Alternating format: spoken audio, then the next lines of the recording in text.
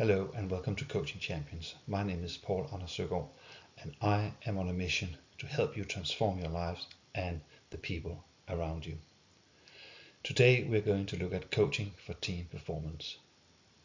If you lead an organization, this is one of the best investments that you can ever make.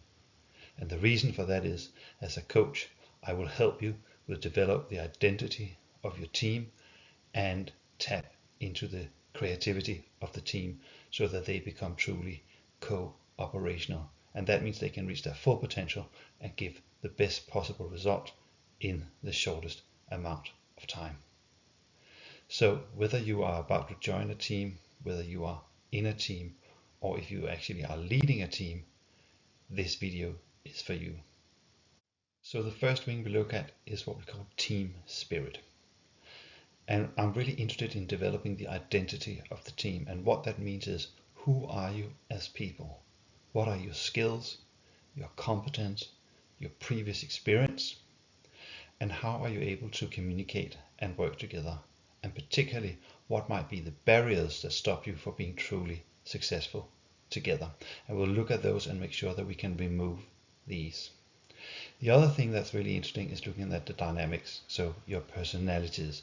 And one of the things that's really important here is actually what type of personality you are. So are you an introvert, for example, or an extrovert?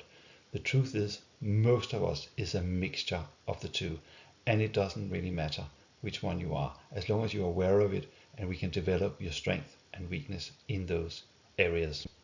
And what that does in the end, it actually develops your collective awareness, so that we get this general responsibility for working together and total alignment within the team.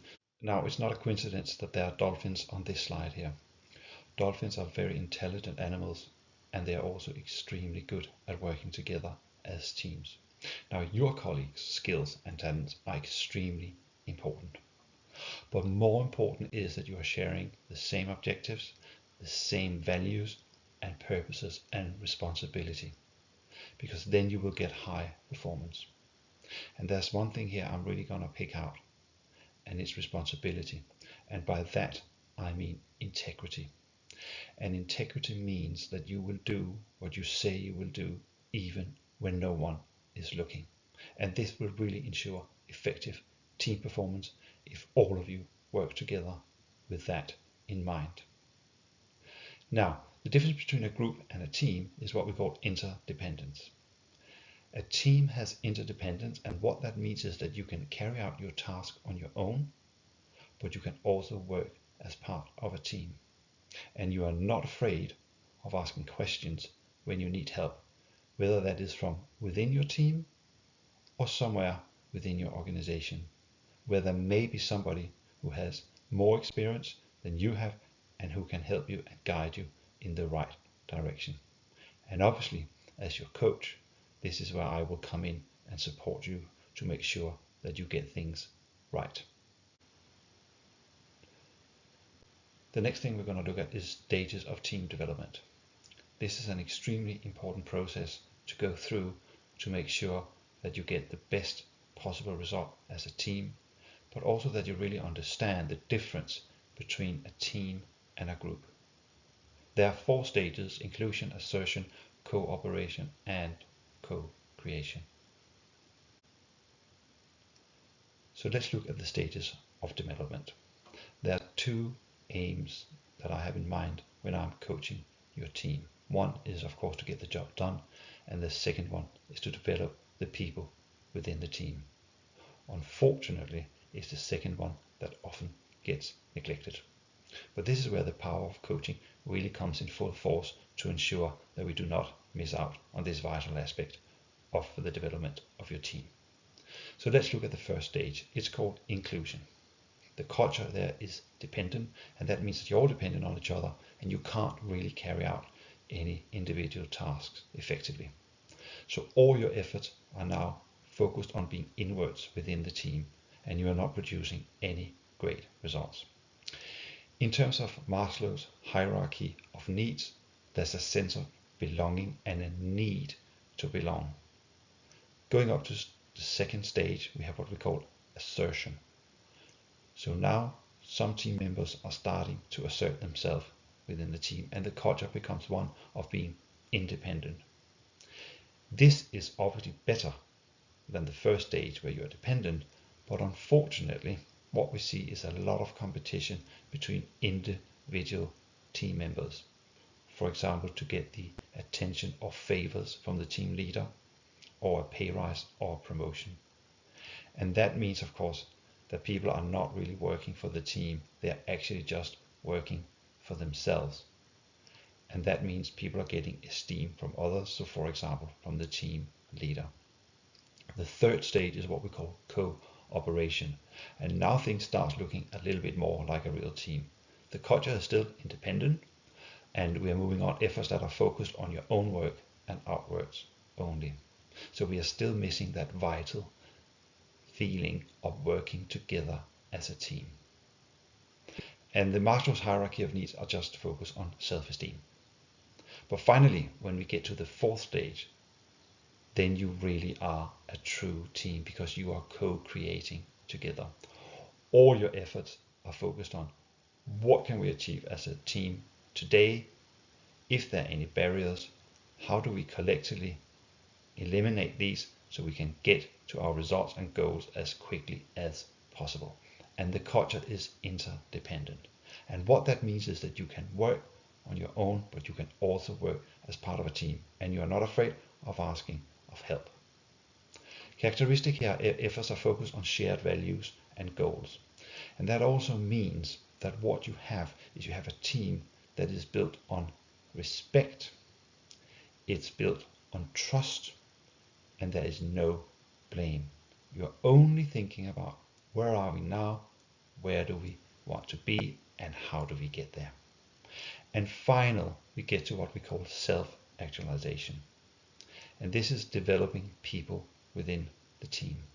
So you will have an experience when you go to work that you really are being challenged, that you have opportunities for developing yourself as a professional and as a human being. And I can guarantee you one thing, this type of team with true co-creation are the most effective and most powerful team you can work in, and your results will be absolutely amazing. And you will also get the results in the shortest possible time. Okay, so let's take a look at the GROW model, and I will show you how you can use that as part of developing your team performance. The GROW model has 4 components. It's goal, reality, options, and will. Now I'm not going to go through everything on this slide here, but you can take these questions with you to your team at work and you can go through them together. I'm just going to pick one from each of the 4 columns. On goal, I'm going to pick the last one. It says, if we work together in the best possible way, what would that look like? This is a really smart question to ask yourselves within your team before you get started on your project. So really try and imagine what it would look like if you were the most effective team, and share those ideas with each other and then apply them once you get started. In the second column, we have another one that says, what challenge might we encounter achieving this goal? This is a good thing to think about, to try and work out in advance what might be the difficulties and the barriers that we have in front of us when we are working towards our goal. And also whether there's someone who can help you with that within your organization and of course your coach. In options, there's an interesting question here, and that is, who are our allies in accomplishing this task? Obviously, you should all be each other's allies, but it may be that there are experiences somewhere else in your organizations that you can tap into. So don't be afraid to ask around your organization and see if there are people who may be able to lend your hand. It's not a sign of weakness, it's a sign of strength. And finally, will. And the one that I really like is this one. What will we do as a team and what will we not do as a team? Be very clear about what it is you are prepared to do as a team to achieve your goal, but also what you think might not be such a good idea. It may be that there's a specific culture within your organization, and maybe when you're working on your project you start thinking, do you know what, that's not really going to work for us. Then don't be afraid not to do that, but come up with a better solution that works better for all of you. I hope you have enjoyed this presentation on coaching for team performance. Please get in touch via my website. I love to work with your organization, and if you have any questions, put them down below and I will answer them as soon as possible. Thank you for watching, and bye for now.